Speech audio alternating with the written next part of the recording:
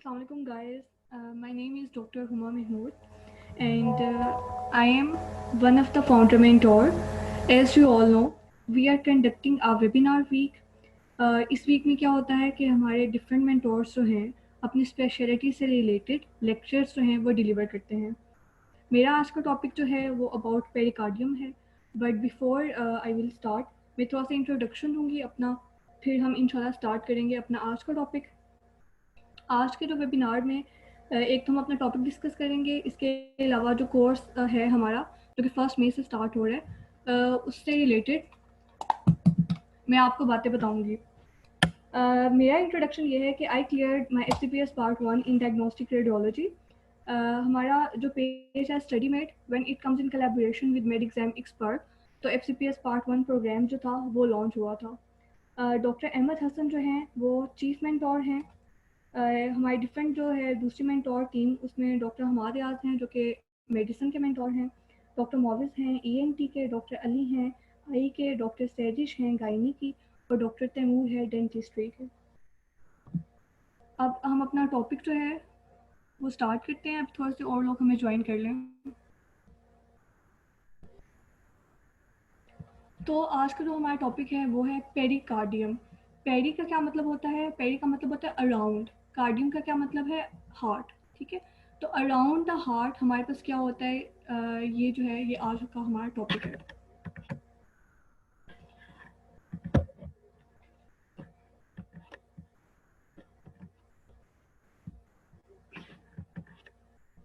Okay, तो pericardium.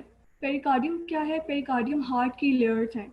Heart की layers क्या हैं? जो कि हार्ट को सराउंड कर रही हैं और ग्रेट ब्लड वेसल्स को सराउंड कर रही हैं, जैसे ये आपको नज़र आ रहा है कि ये सब जो हैं ये हार्ट की लेयर्स हैं, और ये हार्ट और ग्रेट ब्लड वेसल्स जो हैं इनको सराउंड कर रही हैं। पेरिकार्डियम जो है इसको हमने डिवाइड किया हुआ है into fibrous pericardium and into serous pericardium.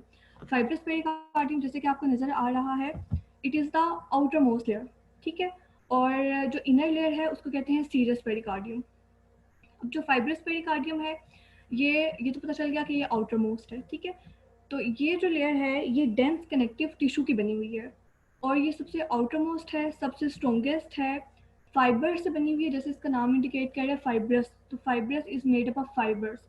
अब ये फाइबर्स की बनी है, आउटर मोस्ट है, स्ट्रोंगेस्ट है, तो ये हार्ट की जो मूवमेंट है उसको लिमिट कर रही होती है। जब ये हार्ट की मूवमेंट को लिमिट कर रही है तो ये हार्ट को अपनी जगह पे रखती है, keeps the heart in place. ठीक हो गया। उसके बाद ये इस किस तरह से ये हार्ट को अपनी जगह पे रखती है। फाइब्रस पेरिकार्डियम की डिफरेंट अटैचमेंट्स होती हैं, जस्ट लाइक नीचे से देखें तो ये डायफ्राम के साथ सेंट्रल टेंडन ऑफ डायफ्राम के साथ जो है ये अटैच होती है। अब जो इन फ्रंट में ये कैसे अटैच होती है कि थ्रू स्टर्नम के साथ ये अटैच होती है वाया स्टर्नो पेरिकार्डियल लिगामेंट, और ऊपर से ये एडवेंटिशियो ऑफ ग्रेट वेसल्स के साथ अटैच होती है।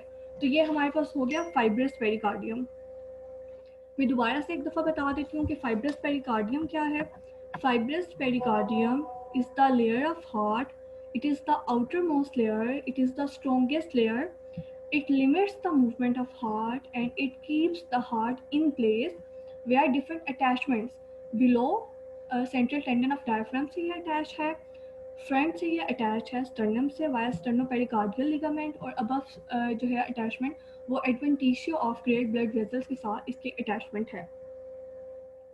अब ये एक तो हमने हमें पता चल गया कि ये हार्ट की मूवमेंट को जो है वो रिस्ट्रिक्ट करती है। ठीक है, सेकंड क्या करती है कि ओवर फिलिंग ऑफ हार्ट उससे भी प्रिवेंट करती है, हार्ट को ओवर फिल होने नहीं देती है। ठीक है, क्योंकि it is the strongest layer. Next जो लेयर है हमारे पास फाइब्रस पेरिकार्डियम के बाद जो सेकंड लेयर है वो हमारे पास है serous pericardium. Serous pericardium is the inner layer. Serous pericardium जो है वो फर्दर डिवाइड होती है into parietal layer and into visceral layer. अब ये देखें फाइब्रस पेरिकार्डियम के बिल्कुल नीचे पेराइटल लेयर है, पेराइटल लेयर ने लाइन किया हुआ है फाइब्रस पेरिकार्डियम को। अब ये जो पेराइटल लेयर है, ठीक है, ये यहाँ से होगी रिफ्लेक्ट बैक। जब ये हुई यहाँ से रिफ्लेक्ट बैक, तो रिफ्लेक्ट बैक होके इसने बना दी विसरल लेयर। ठीक है, यानी कि हमारे पास पेराइटल लेयर की रिफ्लेक्शन से ही हमारे पास विजुअल लेयर आ रही है। ठीक है, तो अब पेराइटल और विजुअल लेयर के दरमियान में क्या होता है? पेरिकार्डियल फ्लूइड होता है। ठीक है, और इस कैविटी को क्या कहते हैं? Pericardial cavity. अब ये जो यहाँ पे फ्लूइड होता है ये क्या प्रोवाइड करता है? लुब्रिकेशन, हार्ट को लुब्रिकेशन देता है, उसको फ्रिक्शन से प्रिवेंट करता है, फ्रिक्शन ताकि दो लेयर्स के दरमियान में फ्रिक्शन जो है वो प्रोड्यूस ना हो और ये लुब्रिकेट करता है कॉन्टिन्यूस। ठीक है, यहाँ पे एक बहुत बहुत इंपॉर्टेंट एमसीक्यूज है जो कि पूछा जाता है, वो ये है कि which layer is called as epicardium, कि एपिकार्डियम किसको कहते हैं। तो विजुअल लेयर का ही सेकेंड नाम है एपिकार्डियम। ये एमसीक्यूज काफ़ी दफ़ा रिपीट हुआ है। ठीक है, तो इसमें जो आपने इंपॉर्टेंट बात याद रखनी है वो यही याद रखनी है कि विजुअल लेयर को ही एपिकार्डियम कहते हैं। अब मैंने जैसे बताया कि पेरिकार्डियल, ये पेराइटल लेयर और जो दूसरी विजुअल लेयर है उसके दरमियान में हमारे पास क्या होता है, पेरिकार्डियल कैविटी है, और इस पेरिकार्डियल के अंदर, पेरिकार्डियल कैविटी के अंदर क्या होता है, पेरिकार्डियल फ्लूइड। ठीक हो गया। अब मैं आपको बताती हूँ कि जैसे हमने दोबारा से मैं एक दफ़ा रिवाइज कर देती हूँ कि पेरिकार्डियम है, फर्दर डिवाइड हुई फाइब्रस में, साथ डिवाइड होगी सीरस में। फाइब्रस का जैसे मैंने बता दिया, it is the outermost layer, it is the strongest layer, it limits the movement of heart. ठीक है, it keeps the heart in place and it is supplied by phrenic nerve. ये बात बहुत इंपॉर्टेंट है, fibrous it's just sound like phrenic. ठीक है, तो fibrous pericardium supply होती है बाय फ्रेनिक नर्व, और इसकी जो रूट वैल्यू है वो है C3, C4 और C5, और जो पेन रेडिएट होता है वो इप्सिलेटरल सुप्राक्लेविकुलर एरिया पे होता है। नेक्स्ट जो है हमारे पास वो है सीरस। ठीक है, सीरस फर्दर डिवाइड होगी पेराइटल और विसरल में। पेराइटल लाइंस फाइब्रस पेरिकार्डियम, जैसे मैं ऑलरेडी बता चुकी हूँ कि फाइब्रस पेरिकार्डियम के बिल्कुल नीचे हमारे पास पेराइटल लेयर होती है, तो it lines fibrous pericardium, it reflects to form visceral pericardium. जैसे मैंने यही बताया था कि पेराइटल लेयर है, जब यहाँ से रिफ्लेक्ट बैक होगी तो ये क्या दे देगी, विसरल लेयर। अब ये जो है इनकी लाइनिंग है सिंपल स्क्वेमस एपिथेलियम से। ठीक हो गया। अब विजुअल, विजुअल लेयर का सेकेंड नाम क्या था, एपिकार्डियम। ये बात याद रखने वाली है और ये बात इंपॉर्टेंट भी है, एमसीक्यूज में भी रिपीट होती है। अब जो विजुअल लेयर है, ठीक है, ये डायरेक्टली लाइन कर रही होती है हार्ट को, डायरेक्टली कवर कर रही होती है हार्ट को, और ये सप्लाई होती है बाय द वेगस नर्व। ठीक है, वी से वेगस नर्व। ठीक है, और इस तरह से फाइब्रस था, ये सप्लाई होती है बाय द फ्रेनिक नर्व। तो fibrous by the phrenic and visual supplied by the vagus nerve. Okay, अब मैं थोड़ा सा रीड कर देती हूँ। पेरी, पेरी का मतलब होता है अराउंड, कार्डियम का मतलब हार्ट। पेरिकार्डियम क्या है, pericardium is a fibroserous sac that encloses the heart and the roots of the great blood vessels. Fibrous pericardium. The fibrous pericardium is the fibrous part of the pericardial sac. Fibrous pericardium है तो ये fibrous part है क्योंकि fibers से बनी हुई है। It is strong and limit unnecessary movement of the heart. ठीक है, unnecessary movement में क्या हो सकता है कि overfilling of the heart से prevent कर रही है। It fuses above with the walls of the great blood vessel. ऊपर से किससे attachment होती है, great blood vessel से। It is attached anteriorly to the sternum by the sternopericardial ligament. और sternum से इसकी attachment है via sternopericardial ligament. नेक्स्ट जो लेयर है वो है हमारे पास serious pericardium. Serious pericardium has both a parietal and a visceral layer. ठीक है, इसकी दो लेयर्स होती है, एक पेराइटल और एक visceral layer. Parietal layer line कर रही होती है फाइब्रस पेरिकार्डियम को, and it is reflected around the roots of great vessels to become continuous with the visceral layer which closely covers the heart, the epicardium. मैं बार बार बता रही हूँ कि विसरल लेयर वाला एमसीक्यू रिपीट होता है, विसरल लेयर को ही एपिकार्डियम कहते हैं। The pericardial cavity is a slit-like space between the parietal and the visceral layer.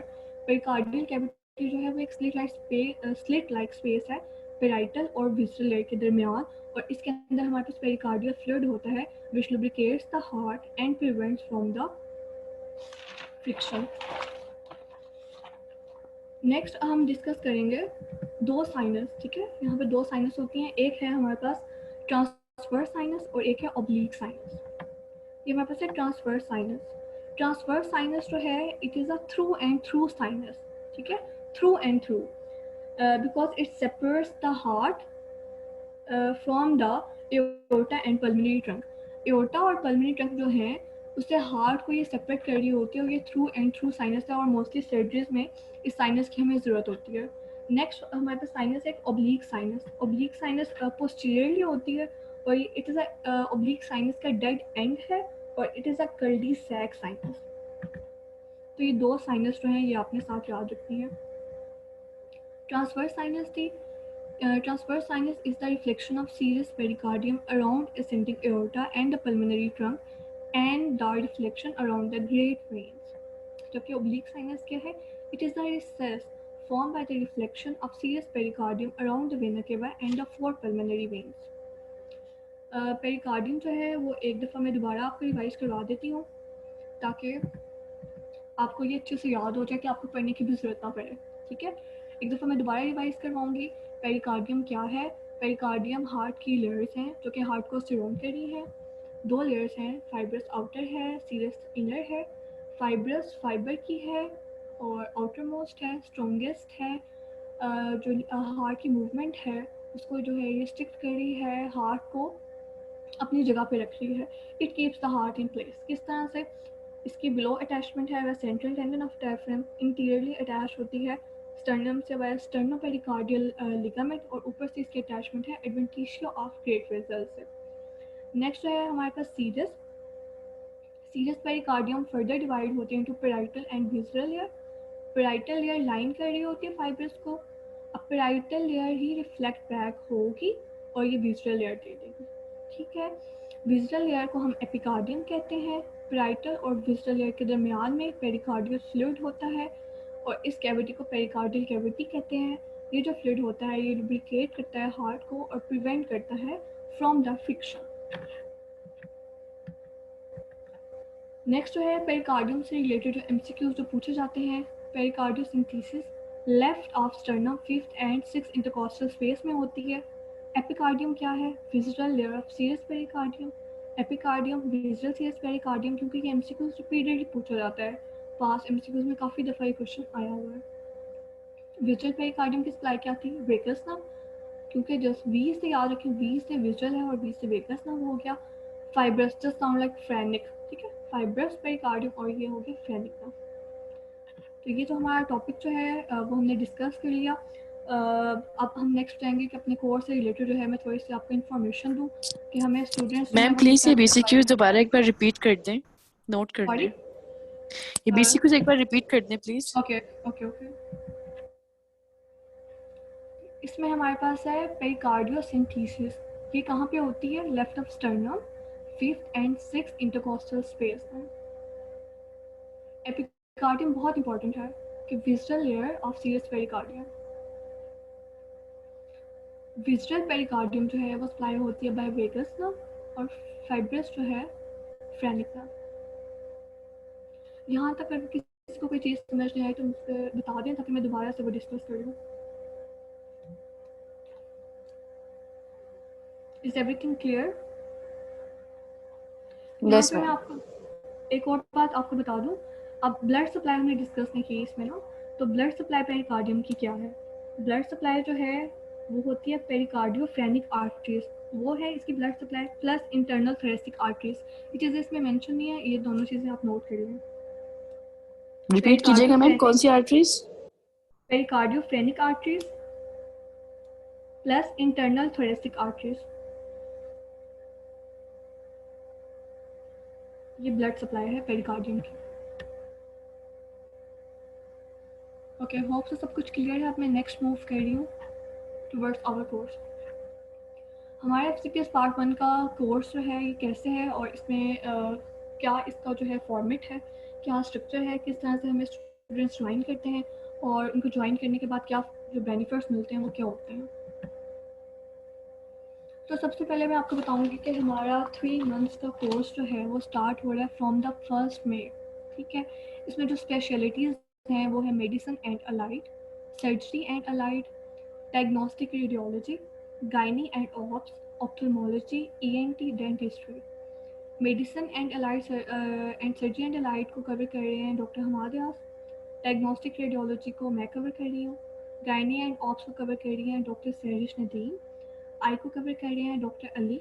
ENT को कवर कर रहे हैं डॉक्टर मोविस और डेंटिस्ट्री को कवर कर रहे हैं डॉक्टर तैमूर। जितनी डिफरेंट स्पेशलिटीज़ हैं उसके लिए हमारे जो मेंटोर्स हैं वो भी डिफरेंट हैं अपनी स्पेशलिटी से रिलेटेड। नेक्स्ट है मैं आपको कोर्स का फॉर्मेट वो बता दूँ। सबसे पहले जब आप हमारा जो कोर्स है ज्वाइन करते हैं तो वेबसाइट पे आपका अकाउंट जो है वो बना दिया जाता है। उसके बाद आपको लेक्चर्स जो हैं वो उनकी अवेलेबिलिटी अश्योर की जाती है कि आपके लेक्चर जो हैं वो अवेलेबल हो जाए। उसके बाद आपको ईमेल की जाती है स्केड्यूल की। स्केड्यूल में क्या होता है कि प्रॉपर आपको स्केड्यूल में बताया गया होता है कि आपने कितने आवर्स जो है वो स्टडी करनी है। लेक्चर्स जो हमने स्केड्यूल बनाया है वो इस तरह से बनाया है कि आप 2 to 3 आवर्स डेली के लेक्चर सुने। लेक्चर सुनने के बाद जैसे जो आपका टॉपिक है, जैसे लाइक अगर आप CBS कर रहे हैं और हमने फर्स्ट एड से करना है, तो वो बताया होगा कि आपने CBS इतने दिनों में कवर करना है फ्रॉम द फर्स्ट एड। उसके साथ हम डेली जो है डेली बेसिस पे MCQs होते हैं। ये चीज़ें बहुत ज़्यादा इंपॉर्टेंट हैं क्योंकि FCPS पार्ट 1 जो है पास करने में 2 चीज़ें इंपॉर्टेंट होती हैं।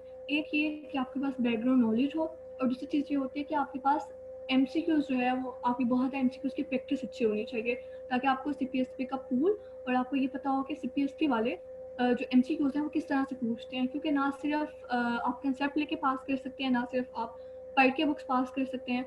दोनों चीज़ें आपके पास होनी चाहिए। आप पढ़ा भी होना चाहिए, बुक रीडिंग भी होनी चाहिए, और आपके MCQs की प्रैक्टिस भी होनी चाहिए। कम से कम 10,000 तक MCQs जो है वो 3 मंथ्स में आपने सॉल्व कर चुके हों, कि आपकी इतनी ज़्यादा प्रैक्टिस होगी हो। तो उसके लिए हमने जो स्केड्यूल बनाया वो इस तरह से बनाया कि आपकी ईच एंड एवरीथिंग कवर हो।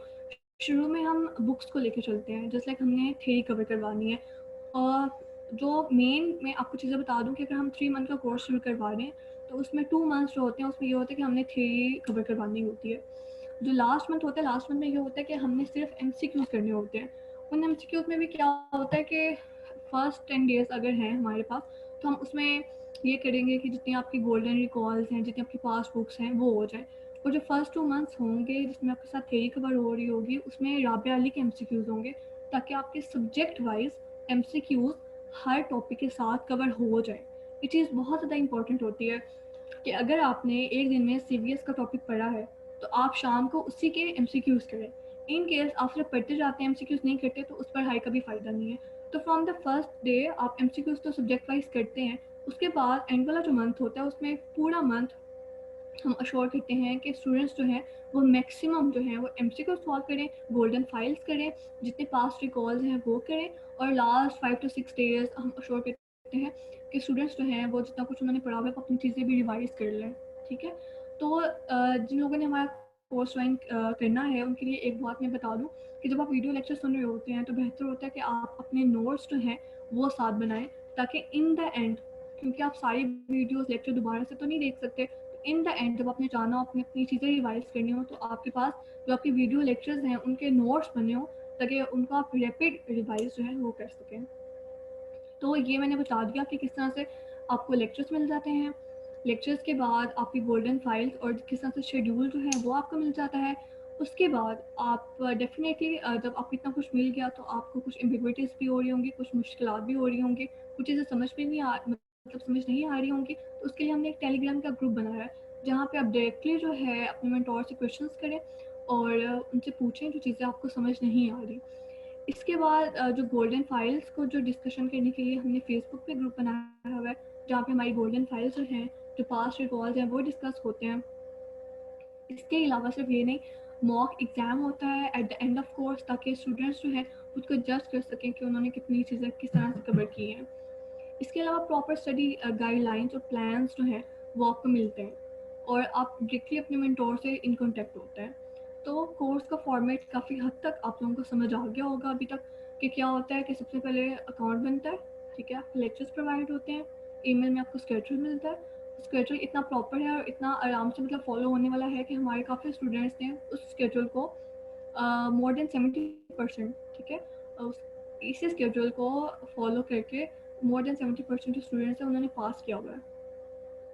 तो कोर्स का फॉर्मेट में क्या क्या है, discussion of basic topics tested in FCPS part 1 exam. वो वाले टॉपिक्स जो कि CPSP में रिपीटेडली पूछे गए हुए हैं, उन टॉपिक्स की डिटेल डिस्कशन है। ठीक है। Video lectures that will be available through out the days. जो वीडियो के लेक्चर होते हैं वो अवेलेबल रहते हैं through out the day. Live sessions if missed will be available in a video form throughout the day. Discussion of latest golden files, latest golden file की discussion होती है फेसबुक ग्रुप पे। Mock exam at the end of course. Multiple test to assess your knowledge, study guidelines and plan, access to a private Facebook study group, practice of MCQs and one-to-one access to mentors। ये हमारा है course का format, जिसके मैंने बताया chief mentor हैं doctor Ahmad Hasan भाई। हमारी मेंटोर टीम में डॉक्टर हवाद यास, मैं हूँ doctor Huma Mahmood. Dr. Sarish Nadeem, Dr. Muhammad Ali Khalid, Dr. Mohammad Aslam and Dr. Isha Raz. Starting जो डेट है वो 1 मई 2021 है। ये हमारा फीस स्ट्रक्चर हो गया। हमारे पास बहुत लिमिटेड से सीट्स होते हैं क्योंकि डेफिनेटली हम उतने स्टूडेंट्स रखते हैं जिनको हम फुली जो है वो प्रोवाइड कर सकें। क्योंकि कुछ डिफरेंट बुक्स हैं। मैं जो आपसे रिलेटेड बुक है वो है FCPS made gold recalls, FCPS med gynae and ops. अब ये गोल्ड रिकॉल्स वाली बुक में रिपीटेडली जो है उसके MCQs को रीचेक किया गया है। हर MCQs के साथ उसकी एक्सप्लेनेशन जो है वो मेंशन की गई है और जितने भी हमारे डिफरेंट मेंटोर्स हैं हमने उसको रिपीटेडली चेक करके मैक्सिमम एरर फ्री करने की कोशिश की है उसको। इसी तरह से FCPS med gynae and obs है, it is also maximum error free. Next हमारे पास है FCPS मेड गोल्ड रिकॉल्स 11। इसमें डिस्कशन हुई है रिसेंट पेपर्स की और सितंबर 2020 एंड नवंबर 2020, जिसके साथ एक्सप्लेन स्टेटमेंट्स है, रेफरेंस है और निमोनिक्स है और मिनिमल नंबर ऑफ मिस्टेक्स है इसमें।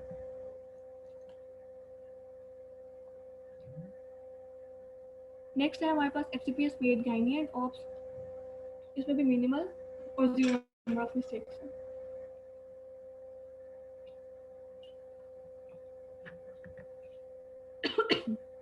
सॉरी।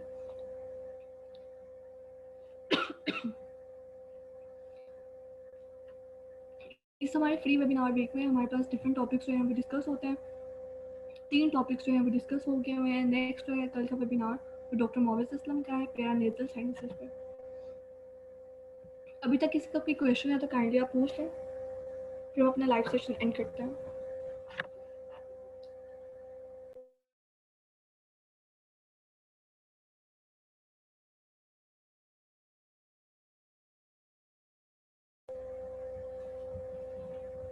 काइंडली आप अपना फीडबैक भी दे रहे हैं और अगर अभी तक किसी का कोई क्वेश्चन है तो वो भी आप पूछ लें रिगार्डिंग आवर टॉपिक और regarding our course details.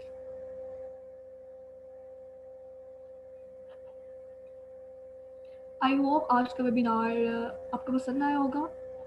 Thank you so much. जज़ाकल्लाह। Thank you very much.